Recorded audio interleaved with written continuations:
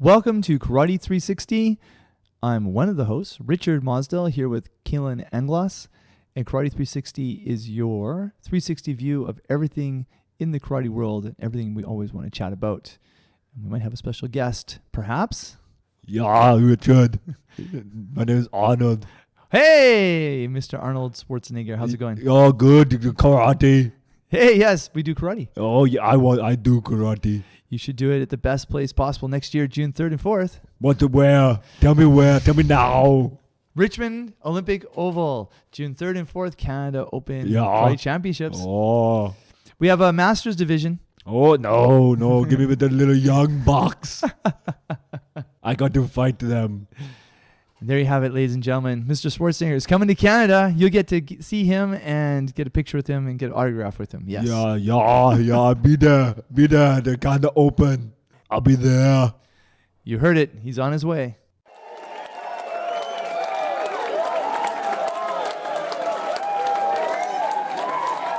Karate 360. Let's start the show.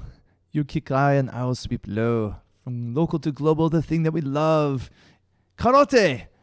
San Rokumaru. That's what it is, right?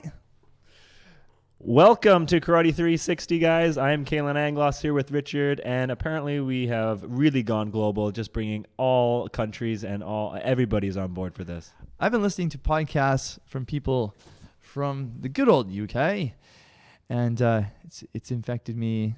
I just keep practicing the accents, and it's horrible. So I apologize if your ears are bleeding and you're slamming your head on the table right now. Arnold left really quick. It's unfortunate he couldn't stay and chat for a little while, but it's good to have him in here. Drunk Arnold. Drunk Arnold. No. He looks great. No, it's good. Anyways, guys, welcome to Karate 360. This is episode 6 already of Karate 360. We're here in beautiful Victoria, BC, in the Kenzin Studios, here to talk about the newest karate news and bring you guys everything in the karate world. And it has been unbelievably busy this week. Yeah, it's been a crazy week for sure. We've had college kids in, we've had high school kids in, we've had preschool kids in, we've had our regular students, we've had birthday parties. We've been to tournaments. There's belt tests. Just everything, yeah. Holy cow. We've had people stand at the door and go, hey, you're supposed to open right now. Why don't you open right now? Did I tell you that story? Yeah, you did. Yeah. And we also had the big storm of 2016. Yes. Turned out to not be very big. Nope. A lot of hype. Better be safe than sorry. Better be safe than sorry, I suppose. Yeah. Although you were on the ferry, I think, during some of the storm, were you not? We were on a ferry from Vancouver Island south to Washington State on the Coho, which was a very nice ride. Okay. Yeah. And didn't really shake that much. Ferries from Vancouver Island to the mainland of Canada were canceled. It was actually pretty windy at some points, but after we're driving. But not bad. Yeah, and you are going over for the West Coast Open. West Coast Open. I have never been to West Coast Open before. Me neither. Tell us a little bit about it. West Coast Open is in Lakewood, Washington State, which is just south of Seattle, maybe by 45 minutes or an hour. Put on by the host, Chuck Swigert. And I just want to give a shout out to Chuck on what a great organization and great planning. And he picked a fantastic facility at a college down there. He had 6 rings. He had a lot of referees. So a lot of people have been there before. Some really friendly folks. I haven't been to a tournament in the States. Well, I've been to the U.S. National Championships and the AAU Championships promoting my book. But I haven't been to like a local tournament in like 14 years. Wow. And actually ran into some people like Doug Exum and some other gentlemen that I hadn't seen in ages. Great. Yeah. There used to be a tournament in it was Everett that we used to go to every year. Yeah, it was great, and we saw lots of people from British Columbia down there. Yeah. We took over. I should say we. It was you. Took over 5 athletes, I believe. 6 athletes went over. Yeah, 6 athletes went over. Right from someone who was 7 years old to someone who's 32. Yeah. 6 athletes, and we got 5 medals. Yeah. No, it was great. And the quality was great. It was one of those tournaments where nobody got a gold this time. I think everyone now is maturing now in their 2nd and 3rd year, where they're entering the divisions are harder to win. Yes. Or maybe before they were able to win them quite easily or get a medal quite easily. This time it's getting harder to win because they're now moving up into the elite levels. Yeah, that's always a tough jump for sure when you're kind of in the junior ranks and you're winning all the tournaments, and then you make the jump up to the elite level, and then now you have more competition, of course, better competition. It's always a little bit of a shock, I think, at first, for sure. Yeah. And I really respect anybody who puts on an event because it's a lot of work. Oh yeah, You know? yeah, well, as you know. Yeah. We're planning the BC Open right now Yeah. on December 10th. And BC team selections January 7th, and then obviously the Canada Open next year. So it's a lot of work. It's and Chuck had said in the opening when he opened up the tournament that they had been up for 4 nights straight, just planning, printing Wow. stuff, and they had badges that go on the back that would stick onto your back like it was an 8x10 sheet. Like And a number, like an like, athlete number? It was it was the athlete's name. Okay. So it said West Coast Open, and we put it up on our Facebook page. So West Coast Open, and then had the athlete's name. And I Okay. thought that was great. And they actually stuck on too, most of them. Like sometimes you get those ones they stick onto your back, and when Yeah. people start sweating, they popped, but Yeah. it's actually stuck on. He even gave all of the participating instructors who came a little gift. I got a glass coffee mug with West Coast Open Oh, that's engraved really in cool. it. Yeah. And I think there was white chocolate, fortune cookies covered by white chocolate. I love And me my some kid, white yeah, chocolate. and my kids were like, I want that. Yeah. And I was like, no, it was given to me. Love me some white chocolate. So it was good. Was most of the athletes there? Obviously, they were probably mostly from the States, but were they mostly Western part of the States, or did they come kind of from all over? I think they were mostly from the west part of the states. Sure. Some people had driven for 7 hours to get there. That's quite a drive, yeah. Yeah. I mean, I think our total travel time when we were coming back, we left around 3:34, and we got to the ferries from the Swass and Vancouver side like around 8, Okay, and then took the 9 and we were over. So yeah, it was like 7-8 hours for us too. right. But we talked to some people who had driven, I think from California, from the different parts of Oregon and Washington State, obviously down from Vancouver. Yeah, it's good. So I look forward to seeing these people when they come to our event. Yeah, no, it sounds like it was really good. Do you know how many athletes were registered? How many athletes were there? Over 300. Wow, good. That's Yeah, really and a good. really good spread of people. And like any tournament, there's always things that, when after they get running stuff, they can improve. No. Every event is the same. And so I'm looking forward to next year already, because just how we can plan to arrive and do things a little bit differently. Yeah. Just for us on the team, and maybe stay an extra night just to enjoy being down there. Go a little shopping. Actually, coming back was interesting because my kids have Canadian citizenship, but we applied for their Canadian passports, and the passport office sent us a message that we have to contact the city that they were born in Japan and get a family registry with our names as the parents, the biological parents on them, and then get it translated and then submit it again so we could get their passport. So while this was going on, we were talking to immigration. They had said that, well, we'd already submitted this translated document to get the kids' citizenship. So we had the citizenship certificates, Yeah. but we had Japanese passports.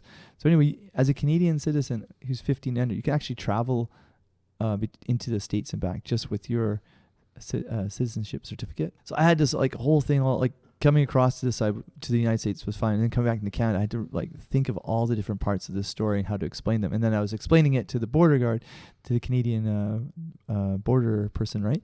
And the officer kept asking me questions like, "Why didn't you do this?" I'm like, "Well, we did it, but it wasn't translated." And the immigration computers don't talk to the passport computers, so they can't see that it's already translated. So I was explaining this, and I was thinking, okay, he's going to make me go inside and have to pay for the kids being Japanese, and it's going to take a while. And he just looked at me and said, "Yeah, you're good. Just go in." Just go. Yeah. Whatever this story just that go you're in. telling us, just go. Yeah. I was at a karate tournament. Are you sure it's a karate tournament? Yes. My whole car is painted in karate colors. Yeah. It says Kensington Sports Karate. I was at a karate tournament. Yeah. Actually, going down to the States, you have to go through customs, U.S. customs on the Canadian side as you get onto the ferry that goes to the States, the Coho. So Steve was ahead of me in the parking lot. And so when the customs officer asked him, what are you doing? He said, "Tournament. Are you traveling with anybody?" He said, "Yeah, a couple of cars behind me is my karate instructor." And so when he got to us, it only had one question. Yeah. Yeah. Are you the karate instructor? Yeah, I am the karate instructor. It's on the side of my car. Yeah. Yeah. No, that's great. So, I mean, it's good because, when I was growing up, there was always kind of tournaments that we could go to in the States, but, they weren't really accessible. But it's really good that, just a little ferry right away. What is the ferry? An hour and a half? Not even? It was an hour and a half and Yeah. then 2.5 hour drive. Yeah. I think it was nice talking to the parents after, we were spreading our wings. Yeah. And I think then a big team trip, maybe the U.S. Open next year. Yeah. Actually, I think I am going to the U.S. Open next year, just to watch how they run it to get ready for the Canada Open too. Sure. Yeah. So it's great. And one day we're going to have a big event as well. I'll let you guys know when we actually have that planned. It's in the works.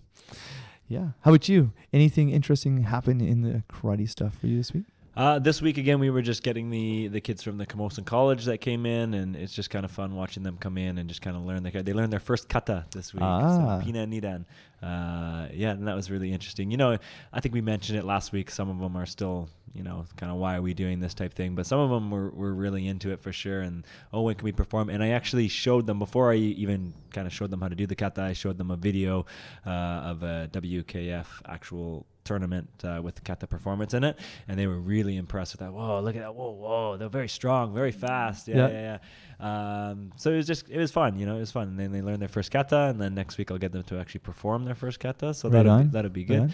So just doing that, of course, just training here, and it's been a busy week for sure, trying to catch up on all my school stuff is always a long thing. We just finished the fitness test a couple weeks ago, so anybody who did the fitness test, we're putting together that report for them so that we can have, show them their results as well as how it compares to everybody else who did it and all the normative data and that kind of thing. So just putting all that together, trying to what do they say, cross your I's and dot your T's or whatever. Yes. Whatever that saying is, trying to get that all done there. So it's been busy for sure. Yeah. Do what you're doing well. Yeah, for so sure. Sometimes do less, but do it better. Yeah, my dad used to always say, anything worth doing is worth doing right. That's exactly. Very true. That's very true. So just putting in the work and getting that stuff done. With all this stuff going on, it almost seems like, I hardly have time to think, it's from one thing to the next, to the next, to the next, to the next, and the next thing, okay, sleep, wake, do it again. But I love it. It's great. That's awesome. That's active.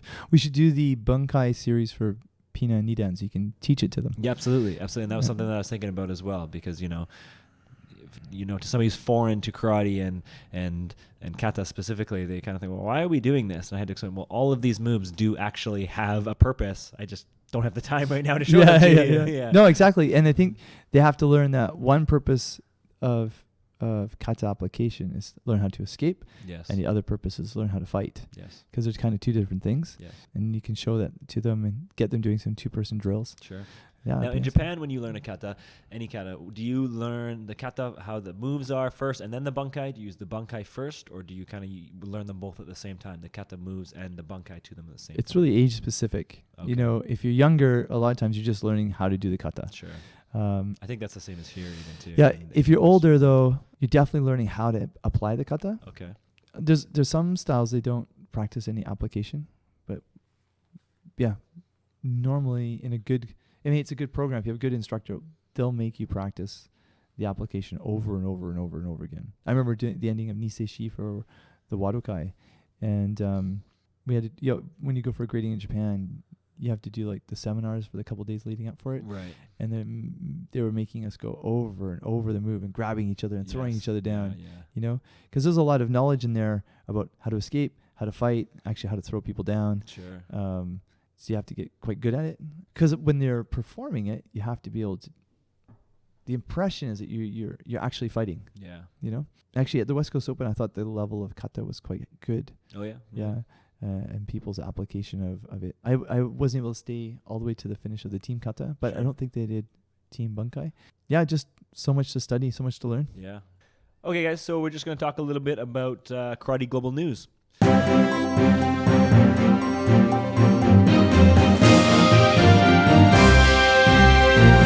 Absolutely. We're only a week away from the World Karate Federation 2016 World Championships. Yeah, and already people are just hyping up about that and getting ready for that for sure. So last week we talked a little bit about how we can watch it. We were wondering if there's going to be some streaming of the World Championships next weekend, and we found a little bit of news on that. Actually, the WKF just came out, I think, with a press release today. They came out with a press release, and I contacted the WKF Tokyo office, and Kobinata-san and I have been texting back and forth, and she said, just check out the website. It just depends on if your country is on the broadcast list. Yes. So if you go to wkf.net/wkf-payperview.php, you can go onto the list and see if your country is there. It's about €5 for each time, or get a full pass of all the finals and the bronze medal matches. And it looks like it's not everything. It's just the finals and the bronze medal match. Yeah, it looks like just the Saturday and the Sunday, they're doing just the bronze medal. So the medal rounds, really. That's right. Because the tournament itself will start Wednesday or Tuesday.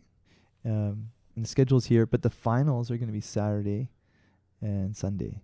And so the finals you're going to have on Saturday, are individual kumite divisions. Yeah, individual kumite divisions all day. They're also going to have some they call it para karate. So one para karate is intellectually impaired, and the other one is blind and visually impaired. Then on the Sunday, team kata, and then wheelchair kata. It says break, and I just keep thinking it's like board breaking. Board breaking. Half an hour of board breaking. Half an hour of board breaking. Yep. Actually, is it in Kyokushin? And if you tie, you do a board break. You do board breaking? Yeah. There's one group that does that. Yep. The male team kumite, women's team kumite will also be on Sunday. So it's they have a lot of divisions, so it's a full schedule. Yeah, and we're, it's just starting to come out now which athletes are going to be, have committed and they're going to be going to the tournament. So we're going to talk a little bit about that next week on next week's podcast. So you guys listen in next week. We'll talk about exactly who's going to be there, what our predictions are, how we think people are going to do. And then the following week, we'll give you guys the results. That's right. We're going to pick maybe 5 or 6 key athletes to follow. Rising stars. Yes. Now, because this podcast comes out Monday morning and we record it usually the week before or a few days before, when the next podcast comes out, it'll have already happened. We would have already had the World Championships happen, but we'll be in the middle of it. It'll be in the middle of it. Yeah. So we'll just give you our predictions, and then the following week after it's all done, we'll do a little recap show for you guys. That's right. And we may try and do something where we're going to watch and record at the same time. Yeah. So we'll see if we can plan for that. There's a tournament that we're also going to locally at the same time, but we'll see what we can do, where we can, even if it's just like for an hour, watch a few of the events and chat about them as we're going. What is your favorite thing about the World Championship? I actually like watching the rounds before the finals, and I like repechage because it's really spirited. Everybody's so hungry. Yeah. It's really true. Like, you win the gold, you smile. You win the silver, you frown. Yes. You win the bronze, you're just happy. Yes. And that's totally true there. Yeah.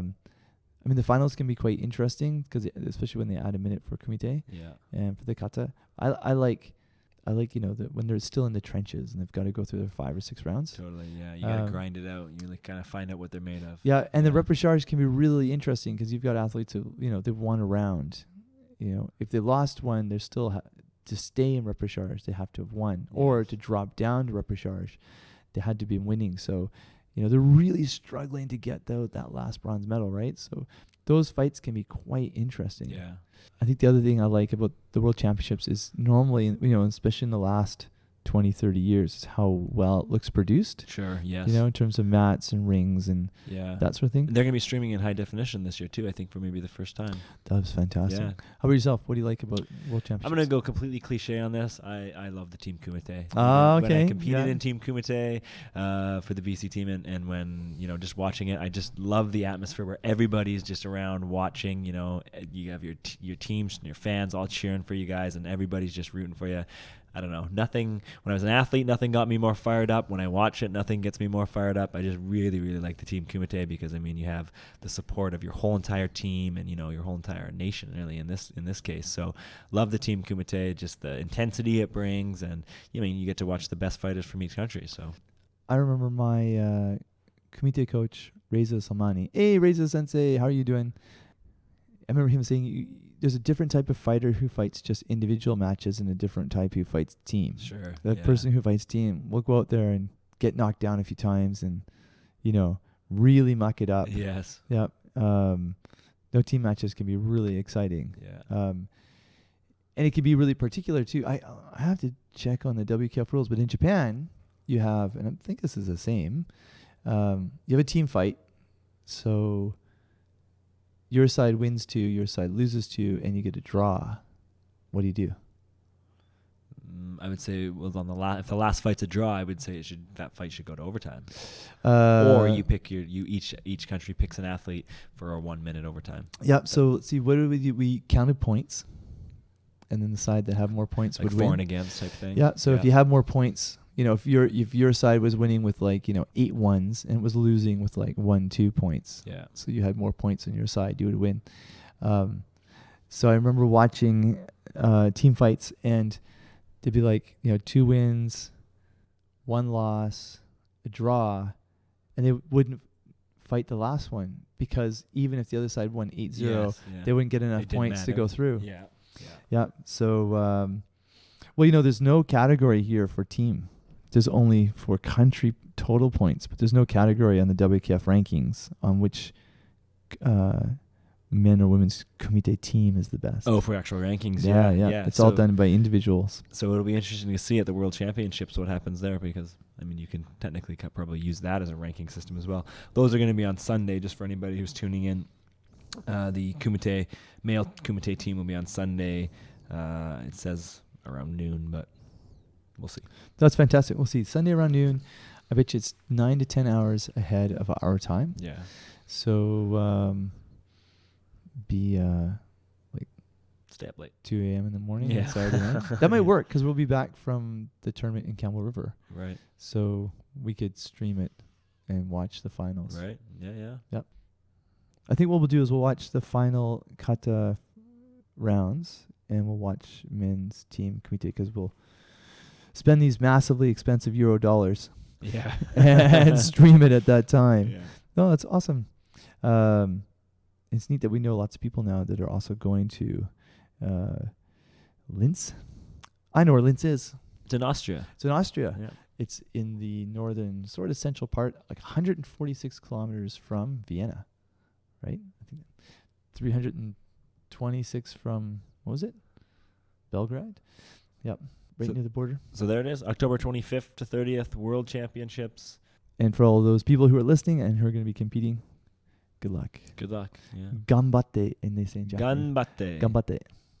Okay, so moving right along here into our next segment, we're going to talk a little bit about technical tactical, and this one comes via one of the Camosun College students that I was talking to today. They wanted to know what not only the meaning of, but the origins and kind of the root of the use of a kiai. Why a karate athlete kiais, and when they do, and what does it mean? Yeah, I could say it means shout. Yeah. Yep. But what's the Japanese translation of it? Is it shout? Ki is energy and I means to unite. Okay. Every karate technique has a kiai.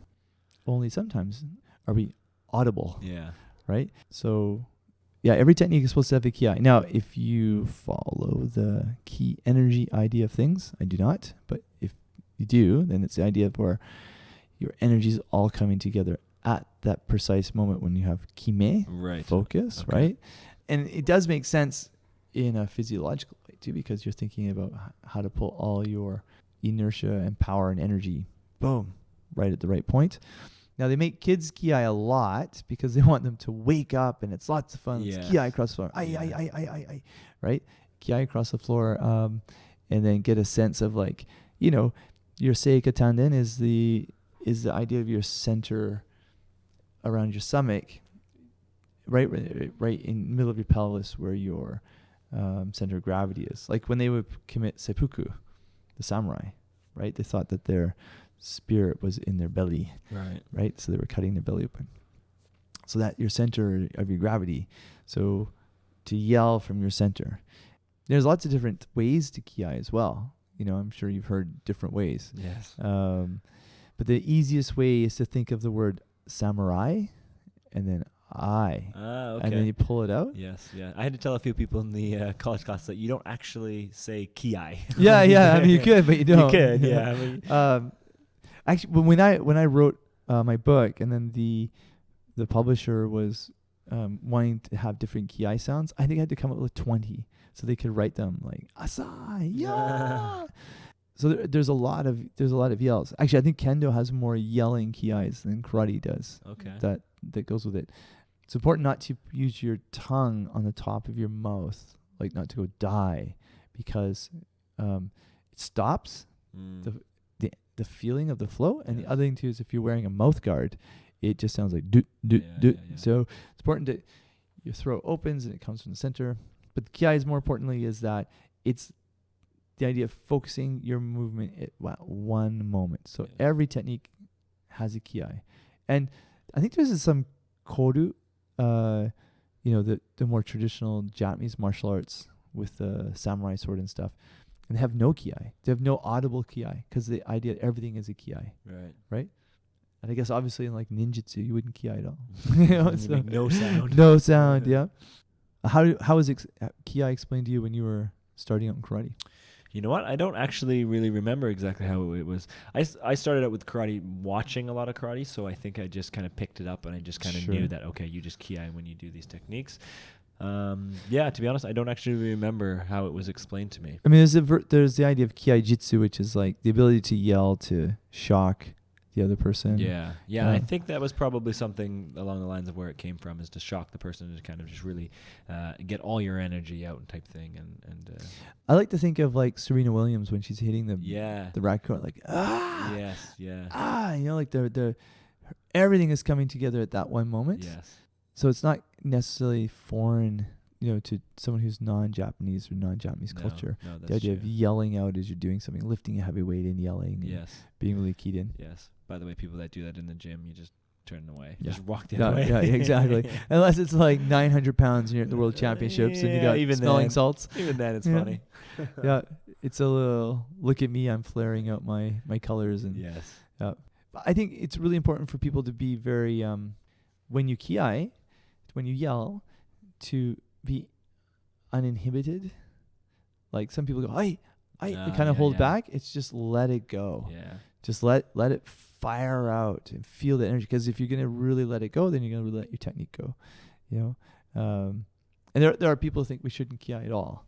And obviously in competition, they won't score the point without the kiai. So what's the idea of finalizing something? Yeah. Right? The key is, and I is to bring together. Yeah, it's a really good question. Now, it's interesting in Japan. They have every year in different places, they'll have scholars get together and talk about Budo. Not the grape, because different way of writing it means grapes. Budo, martial arts. And I remember in 2005, there was a seminar, and one of my friends attended it because she was doing her master's. Hey, Maya, how's it going? At the Budo University in Japan. And all these Japanese scholars got together to say, what is Budo? Like, what does it really mean? And they couldn't agree. Some thought it was just a physical thing. Some thought it was a historical thing. Right. Some people thought it was more spiritual. Some people thought it should be more practical. So no one could agree on what Budo was. And so when it comes to kiai, the same sort of thing. Like, how should we use it? When should we use it? Should we use it? So really, it's down to the dojo and what you're doing. And thinking what is karate to begin with? Is it historical? Body culture? Is it a sport?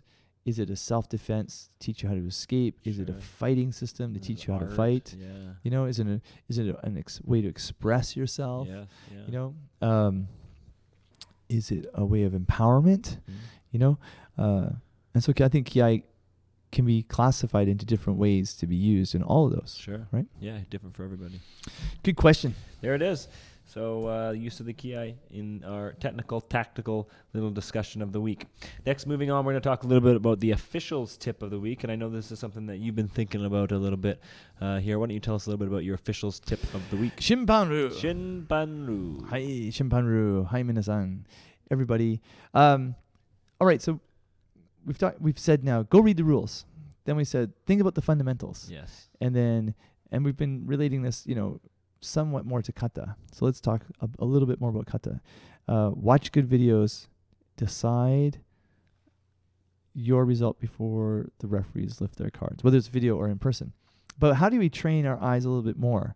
What you can do is get a bunch of people in your dojo together and give everybody a blue and red card. Pick two people to do a kata, either the same kata or a different kata. and then one person does it, whatever the kata is, the other person does it, and then have one person go hante, just yell it out, and everyone puts their cards in the air. It's very interesting. I remember Namiki Sensei doing this with us in Japan. There was 107 or 110 people. There's always 100-something people because there's so many people there who are participating. In the Kanto region high school referee seminar. Every year they had, I think it was like the second Saturday at Meguro Private School, kind of to the south of Tokyo. So he did this, gave everybody cards, had 2 athletes go, and at the end he went hante, and we all put our hands up, and 96 blues and 3 reds. Right? Ba-bing. Guess who had to guess which 4 people had to explain why they went red and not blue. Yes. And then we just kept doing it over and over and over, and some of the referees, would have to do katas and stuff. It's a good idea to do even at tournaments too. Just get your little club together. If you Yeah, have a group of 10, 15 people together, sit them together, have them have the red and blue cards, watch a kata performance at the tournament. That's right. And then, just kind of amongst It's yourselves. like a game. But yeah, it's like a game. It's like a game. Yeah. It's really a good idea because you get first, if you have really good instructors and you put up a wrong card, then they can teach you. They can tell you, like, okay, really, you might want to go for this one. At the end of the day, it is a personal decision, because we're not showing metrics. So Yes. it is a bit of a personal decision. And to see a split, when you're seeing split decisions, you are, seeing a lot of different things, different people with different backgrounds, what they should do to look at kata, especially if you don't know another style's kata. That means you've got to study it. Yeah. So using a red and blue card for analysis training is great. Yeah. Yeah. And it's good. And it's another way to help your kata as well, because, in order to have good kata, you need to know what a good kata looks like. So you should be able to look and see which the better kata is so that you know the finer points of what your kata needs to look like. Right. And there's 3 parts to analyzing kata, Yes. determining it. Yep. Conformance. Is it the style it's supposed to be? Then there's a technical performance, stances, techniques, transitional movements, timing, synchronization, correct breathing, focus, technical difficulty. Then there's athletic performance, strength, speed, balance, and rhythm. And I think that's hard sometimes to guess which is the other one. And when we do our belt test now, we've been practicing using this, but especially look at kata, exactly how we look at it with the rules. Yes. So you see someone who has a very technical performance, could punch, transition nicely, but they're athletically weak. Yes. Yeah. Right? No power, not fast enough. That's Yeah. right. That's right. Or they're really athletically powerful, but technically poor. Yeah. Right? And so you go back to your fundamentals. Are people learning the fundamentals properly? And then are we analyzing them properly? Yeah. Until they come up with a different way of giving a scorecard. Like it was just used to be common to have 6.5 to 7.5. In the Japanese high school system, we would always use scorecards for first round because there's so Yes. many people. Yeah. And a 7.0 would be standard in terms of be good. Mm-hmm. The most common score was 6.8. Yeah. Yeah. Yeah, it was quite interesting. I got to the point where I could be like right in the middle of everybody. I just figured out, okay, this is what we got to look for. So to get a 7.2 or a 7.3 was quite good. Yeah. Obviously, as you go into a higher round, if you're using scorecards, you try and give higher scores, and with scorecards, you're trying to separate the numbers a bit. Yeah, So I remember even as I was coming up in competition and stuff, we were using the scorecards as well. Now, I don't know how they do it in Japan, but they used to do it, all 5 judges give their scorecards, they take out the highest and the lowest and add the rest. yes, That's the same way they do it in Japan? basically, yeah, basically the same. And then if there are ties, they work their way through. Yeah. And then sometimes what they'll do is and I'm sure other tournaments do this as well inside Japan, where they do scorecards if they have a lot of people. Yeah. And then they'll switch to flags. And recently people will do kata side by side and then That's do the right. flags. Yeah, to save some time. Saves time and if you want, it's nice at a tournament to have people do at least 2 rounds. Yeah. So for training, if you're going to be using flags, it's good to be practicing, in the club Yes. and with your eyes. Yeah, that's actually a good suggestion. Give a bunch of kids the cards and they can lift their hands on the side. Yeah, yeah. Yep. Awesome. All right, karate history.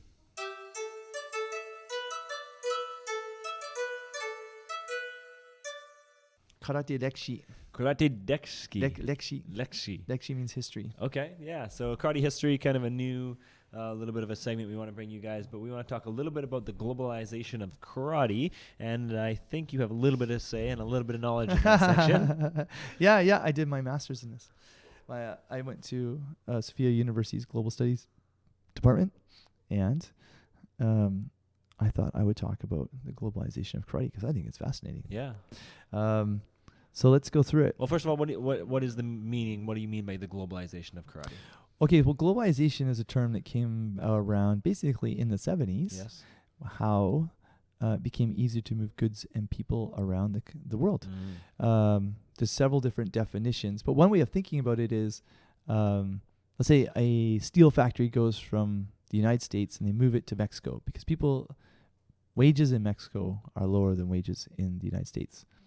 Then after a few years, as Mexican workers' wages start rising, then they take that factory and they move it to China. Wages are lower. After a few years, wages start rising, so they take that factory and they move it to Thailand. Yes, so we're talking karate, going right across the globe. So So coming from Japan. that's the definition of globalization. So how does things globalize for karate is what I looked at. Sure. Yeah. So, how did you go from, how did karate go from a few thousand people in the Ryukyu Island Kingdom, Yes. which is Okinawa sits in the middle of, in the 19th century to over 100 million now to be considered an Olympic sport. So, from Okinawa to mainland Japan and then to go global. And really, when you look at it, there's so many European sport practices. Referees are wearing suits. We're using red and blue colors like they do in boxing. Yeah. We're sitting in a ring. We're using a score. We're using a time. We're using a watch and time. So what I tried to do is come up with a theoretical explanation for karate's globalization and then come up with an empirical understanding of the historical steps of all the karate's political actors. In this case, actor is someone who does something. And as you already know, because you're studying combat sports in kinesiology, there's not a lot of literature. No, yeah. And same thing in social sciences and global studies. There was a Professor Johnson who came up with the idea of Japanization of karate, where karate from the Okinawa went to mainland Japan and started adapting external branding to be further accepted by the Japanese people on the mainland. Yeah. But he stopped at looking how karate went from Okinawa to mainland Japan, and I had to look at how it went beyond that. So there's this famous writer, his name is Joseph McGuire, and he has this historical model called sportization. So globalization, sportization, and he's got 5 phases. And this comes from where the idea of sport was created, which was in Britain. And so one phase is the germinal phase. He calls it the start, Sure. the seed. Yeah. Homogenization, Yeah. how it takes over everything else. Take off, how it gets really popular. Hegemony, it's everywhere. And then there's uncertainty. And this kind of fits to karate all the way up to uncertainty, and then karate's a little bit different. And if you think about, what is sport? Because we're talking about sports karate, right? So the idea of sport comes from Britain, and the principal feature of a global sport is the arousal of pleasurable forms of excitement through play, right? So first part of sport is it's accepted by the local community. Has to be accepted. Yes. Dominant sport ends up appealing greater than other local sports, reducing them in number. So global sport, like soccer, will, as it gets more promoted around the globe, more accepted, will actually kill local stuff. Like you could say soccer killed sumo. Right. Okay. Right? Or you could say baseball, killed other indigenous forms of Japanese folk stuff. Olympic sports marginalizes sports of local cultures because it dominates the community sporting spaces. I'll give you an example. Before karate was accepting Olympics this year, many years ago when I was teaching in Vancouver, again, teaching lots of different schools, I walked into this high school. I was meeting the PE director, and the wrestling coach saw that I had a Karate BC jacket on, And he walked up and said, "You're karate?" I said, "Yes." He goes, "I'm in wrestling. I'm an Olympic sport. You're not an Olympic sport, so you can't be in the building." Whoa, that's aggressive. It was really aggressive. Yeah, Jeez. yeah. For sure, calm down. And he's like, "You can't be in the building because you're not an Olympic sport. We only promote Olympic sports in the building." And I'm like, "Hey, I'm just here to talk to the director." But that's an example of, if Olympic sports get the main focus, then they marginalize other sports. Sure. And in Canada, it's true. Like a lot of the funding goes to Olympic sports. Yes. So Olympic sports, was it stronger, faster, higher? Yeah. Higher, stronger, faster, Yeah. right? Is to get ultimate performance instead of enjoyment of play. Mm. If you think about when we think about Olympics, it's elite athletes. So we think, okay, we're going to watch this and we'll go have some enjoyment of play. It could be like UFC. We watch UFC. I want to go work out in jiu-jitsu. We want to go enjoy it without ever thinking we want to go become a UFC fighter. Sure. Or Yeah. We're deluded to think we're going to make it. Yeah. So the German sport idea it comes from Britain, and the idea to have a mock battle without any actual serious injury. Obviously, when some stuff are really basic, was like hunting, boxing, and there's a lot of injuries in boxing at first. So they had to come up with rules, and they had to come up with like when you got knocked down in boxing, you had time to get back up, Yes. right? So you Yeah. had time to recover. So you had to have fair play rules, and a lot of that was, if you have free time, because you're in a higher class of society. You don't have to work all the time to survive. You have free time. So let's say you're in an elite school. And by having fair rules, then more people want to play.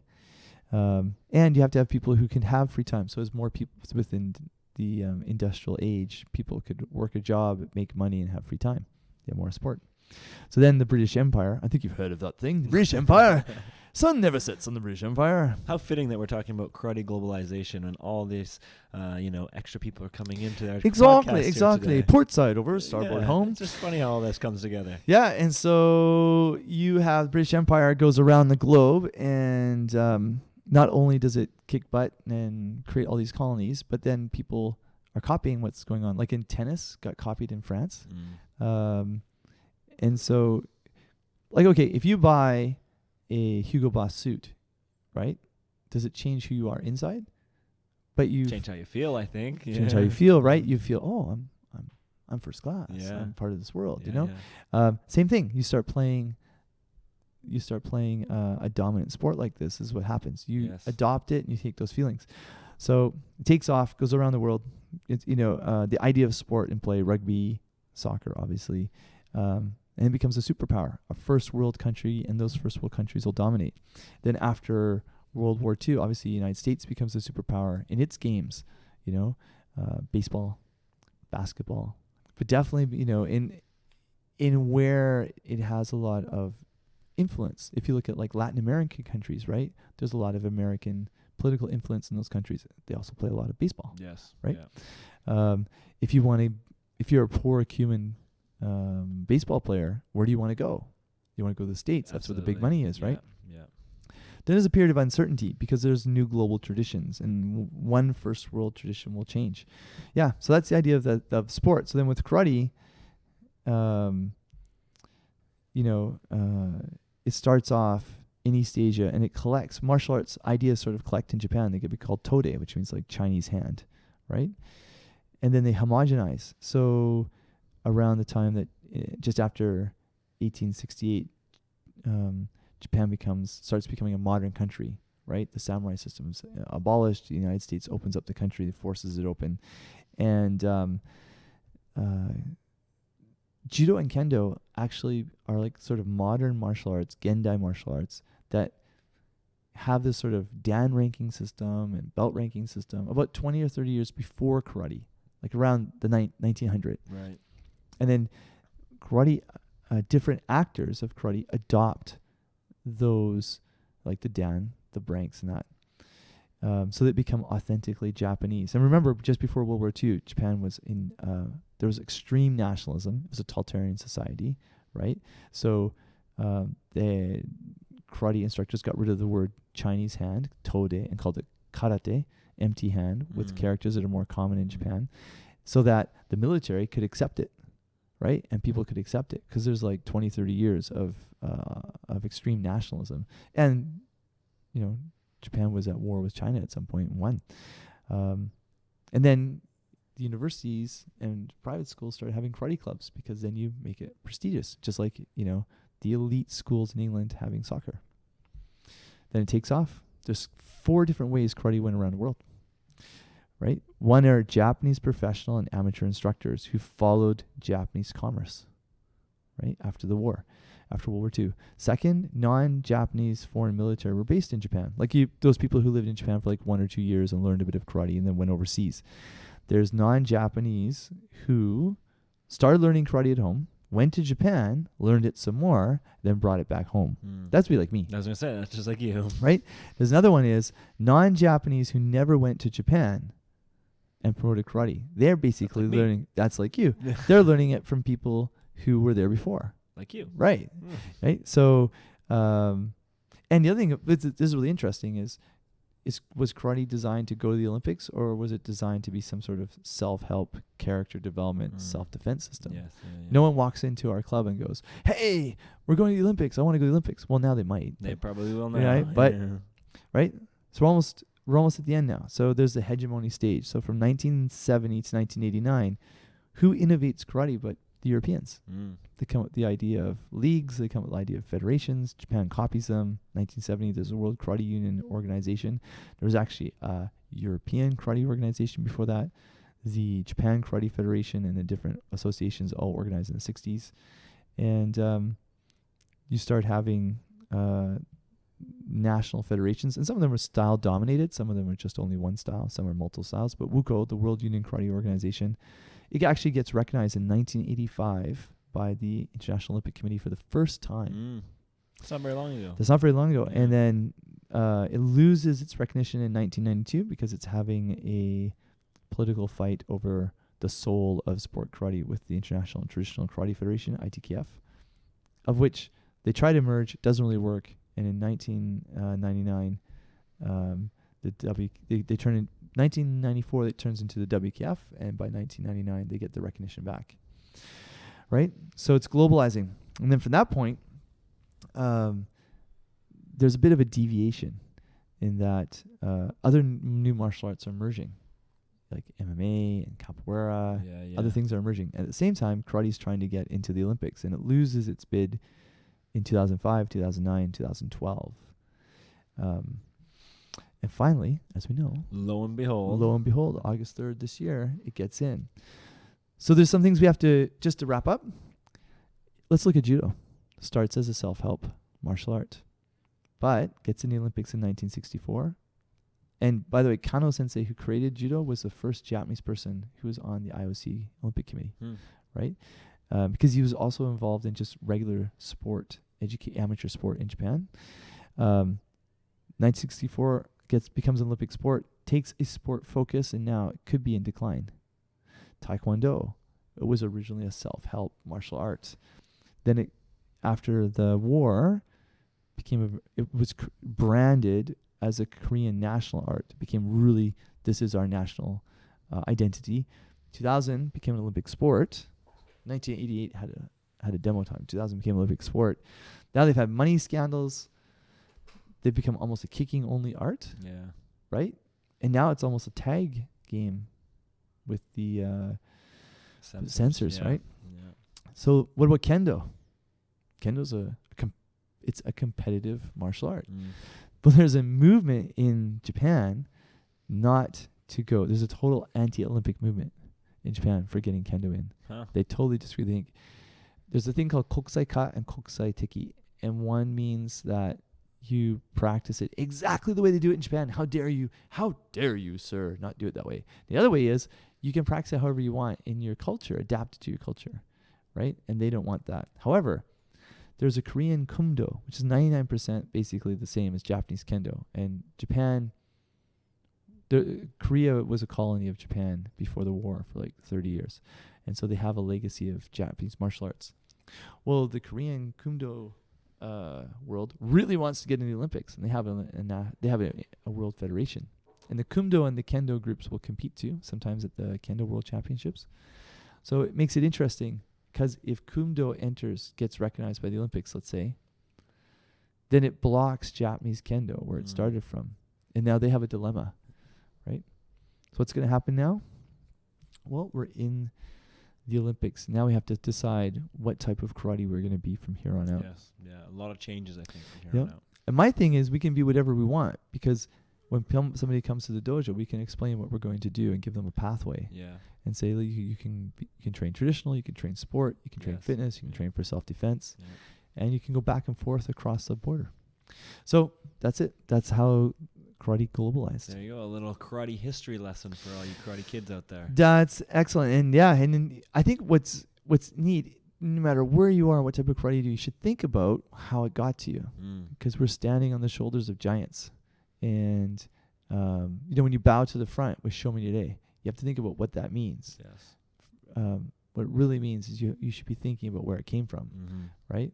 Because a lot of people also put in a lot of time to get us here. Yes. Yeah. So it's fascinating, the globalization of karate. Training tip. All right. Karate training tip of the week from me, Kalan Anglos. So basically for now, for us, it's our fall season, getting cold. Everybody is starting to get a little bit sick.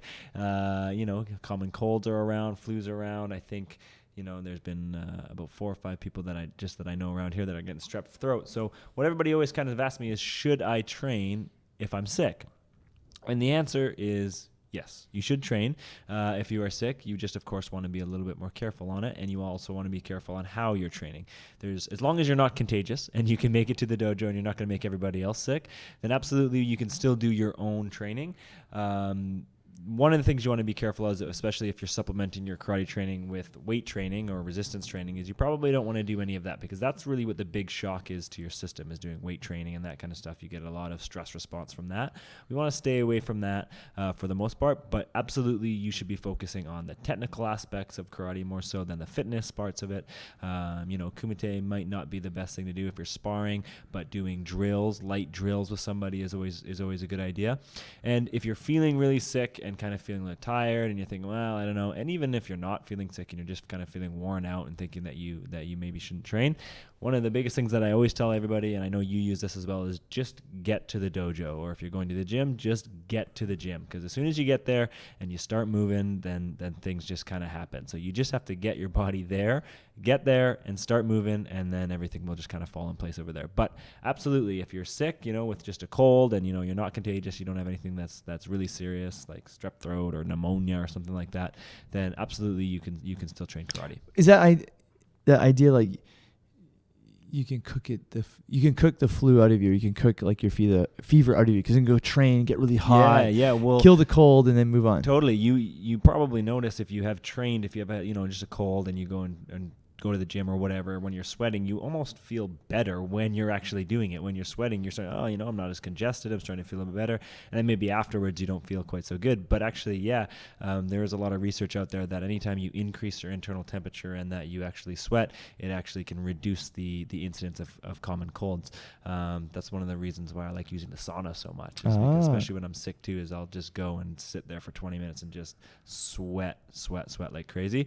And, you feel better definitely after, and studies have shown that it does reduce the incidence of the common colds.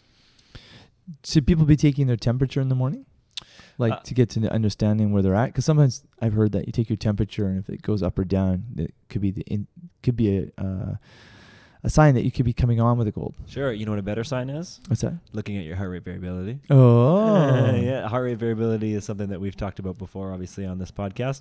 And we know that if your heart rate variability gets, smaller, so if your heartbeats get closer together, we know that you're either overtrained or we know that you're going to be getting sick. And again, like I mentioned before, we can know like 3 days in advance. We can say, well, you're going to be sick in about 3 days because your heart rate variability right now says that you're over 10% less than what you usually are. Do you need a heart rate monitor then? You would need a heart rate monitor. You need a specific heart rate variability monitor, yes. I don't know enough about actually just taking your temperature to know for sure if that's a way to do it. I think if you take your temperature, that usually indicates that you have something more than just a common cold. Usually you'll have some kind of flu bug or something that's increasing your temperature. So, I'm not too sure on that. No, that's great. I like the idea of I can't remember if we talked about this before, but like in Japan, there's sick and sick. Yes. Yeah, we did talk about this. Yeah. You know, like, so, Just get to the dojo. get to the dojo, Yeah. train, don't get everybody else sick, Yes. try hard. I think part of that too is people who get out of sync of their routine. It's like, if you injure your leg, so you stop going to the dojo, Yes. then like, oh wow, I was able to not go today, and the Yeah. world didn't collapse on me, and Sensei didn't scream at me, and Yes. but you've got to just keep that routine going. Absolutely. Yeah. So I think that's important. Yep. So Yeah, there it is. sweat it out. A timely and seasonal training tip. Yes, if you're in the northern hemisphere, If you're in the northern side. Yeah. but all our southern hemisphere people, it's coming into summertime. Yeah, so be happy that you're warm. Okay, just kind of moving right in. I want to talk a little bit about a little bit of academia that we kind of digging into, and a lot of my research is going a little bit outside of my usual realm. But one of the things at UVic, we're lucky enough to have one of the best behavioral psychologist researchers in Canada for sure, and in North America as well. And what we looked at just about a couple months ago was something called The Science of Productivity by Charles Duhigg. Now, basically what this is and what they were looking at is when is the best time to do whatever it is your main focus of the day is. So if your main focus is to train, great. If your main focus is if you're writing a book, if you have to write, or whatever it is that you're doing, if you have to work, get something done, when is the best time to do it? And basically what they found in The Science of Productivity, and there's actually a book that they also released on this as well, is that humans usually have about 90 minutes of optimal learning and training time. And for everybody, it's different, actually. You could be, if you're a morning person, maybe it's in the morning. But usually they say 90 minutes, and that's about all you have. After that, it's all, downhill basically from there. So you have 90 minutes where your brain is at its peak and that you can take in the most information and you can retain the most information. So the trick is, of course, finding what that 90 minutes is for you. But after 90 minutes, they say you do it for 90 minutes, and then you should just step away for a little bit of time, 20, 30 minutes. And then if you need to go back, if it's something that's really important that takes more time, then you go back for another, 60 to 90 minutes. But 90 minutes is the chunk of time that you can do it. And I actually found a study that kind of supports that, called the ultradian rhythms and prolonged human performance. And basically they found the same thing, that 90 minutes is pretty much the chunk of time that humans can tolerate learning the most. So it's just a trick of finding what that is. Is there an age category? Because I find with younger kids, obviously, it's shorter. Yes. Well, I would think what would affect then, I don't know if there's an age category. I know this study was done on adults, so Okay. I can say that for sure. But I think, or I'm just kind of speculating, that it would matter more so the time of day for most of the people, I think, and that just depends on each individual. If you're a morning person, I know I can get a lot of work done in the mornings if I have nothing else going on, but sometimes at night I just don't want to do it. But everybody's different, right? So the trick is to just keep trying different times, trying to just kind of think about and be mindful of, okay, I'm doing good work right now, or I seem to be taking a lot of this in, or I'm able to learn a lot, I'm really listening to my sensei, or whatever it is, and just kind of thinking about that, and just making a note, like, okay, mental note, this is a good time for me, this is a good time, oh, maybe this isn't the best time for me, and then just try and find the best 90 minutes in your day of when you do your best work, and then whatever it is you're trying to get done that day, try and fit it into that 90 minutes. That makes a lot of sense. Yeah. Yeah. Great. So I can just go for my coffee and come back and go, okay, I'm just working 90 minutes. Yeah, that's right. That's all I Just got. 90 minutes, that's all you Galen's gotta I can do. work 90 minutes. That's right. I told you my problem though, right? I really like staying up late. Yeah, I do not understand this, but go ahead, continue. And I really love getting up early in the morning. I have absolutely, that doesn't make any sense to me. I just can't do it in the same day, in the same 24 hours. Yeah. Yeah. See, I'm the complete opposite. I don't mind staying up late. I hate getting up early in the morning. Yes. I just, as my girlfriend will tell you, I'm not the most pleasant person first thing in the morning.